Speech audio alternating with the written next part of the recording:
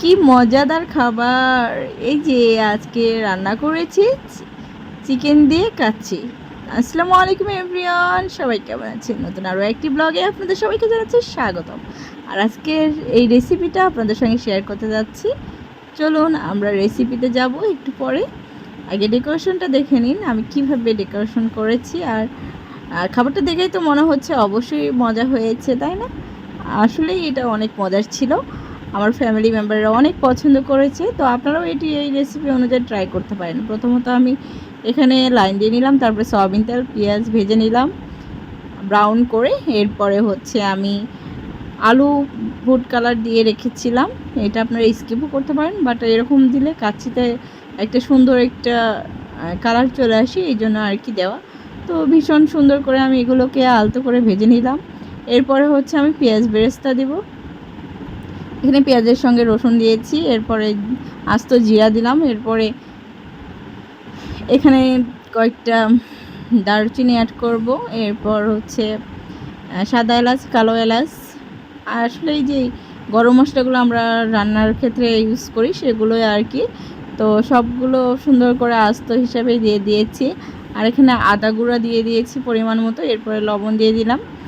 এরপরে ভালো করে নেড়েচেড়ে সুন্দর করে আমি ভেজে নিচ্ছিলাম। সবগুলো মশলার ঘ্রাণ সুন্দর একটা আসছিল। এরপর হচ্ছে আমি একটু পানি অ্যাড করলাম এটা সিদ্ধ করার জন্য। তো এরপরে হচ্ছে আমি এখানে পরিমাণ মতো গুঁড়ো মরিচ অ্যাড করে নিয়েছি। এরপরে হচ্ছে আমি এখানে মিষ্টি দই ইউজ করেছি। আমার কাছে এইটা ফ্লেভারটা একটু ভালো মনে হয়েছে আজকে দেওয়ার জন্য। তো এরপরে হচ্ছে আমি টমেটো সস অ্যাড করার পরে এখানে ধুয়ে রাখা চিকেনগুলো অ্যাড করে দিলাম। সুন্দর করে এখানে আমি রান্না করার জন্য রেখে দিলাম, সিদ্ধ হয়ে যাবে। এর সঙ্গে আলুটাও অ্যাড করে নিলাম। এখানে পুরোপুরি সিদ্ধ হওয়ার পরে আমি এটা কষিয়ে নেব।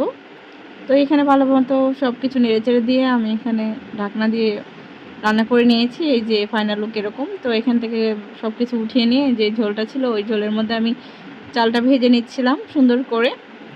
তো এইভাবে কাচ্চি রান্না করলেও কিন্তু ভীষণ ভালো হয়। এখানে পোলা পাতা দিয়ে দিলাম, কাঁচামরিচ দিয়ে দিলাম, তারপরে হচ্ছে এলাচ দিয়ে দিলাম, সাদা এলাচ, দারচিনি, কালো ফল। তো এইগুলো মানে কালো এলাচ যেটা ওটা। তো সব মিলিয়ে রান্না করে এই যে ফাইনাল লুক এরকম।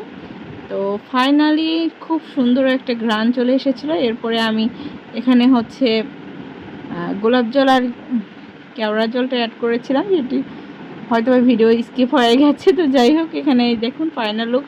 একটা ফ্রাই প্যানে রান্না করার পরে আমার ওখানে আর জায়গা হচ্ছিল, তাই আমি 2 জায়গায় শিফট করে নিয়েছি। দেন হচ্ছে আমি ডেকোরেশন করেছি দেখুন। এরপরে আমি সার্ভ করে নেব। এখানে উপরে ভাজা পেঁয়াজটা ছিটিয়ে দিয়েছি। তো এই যে ফাইনালি আমার খাবার প্লেটে অ্যান্ড আমার আদার্স যে পরিবারের সদস্যরা আছে তাদের জন্য আমি ডেকোরেশন করে নিয়েছি।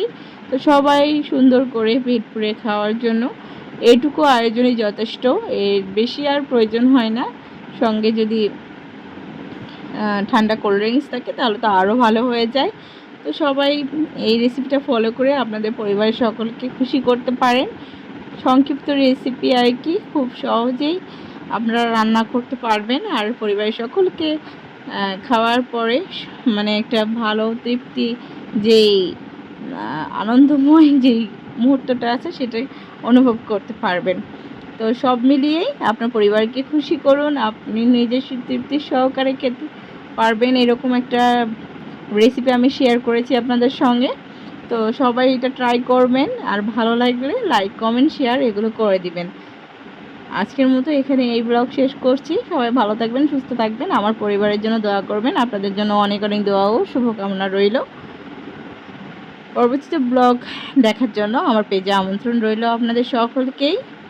সবাই ভালো থাকবেন। আবারও আপনাদের থেকে বিদায় নিচ্ছি। আসসালামু আলাইকুম, আল্লাহ হাফেজ।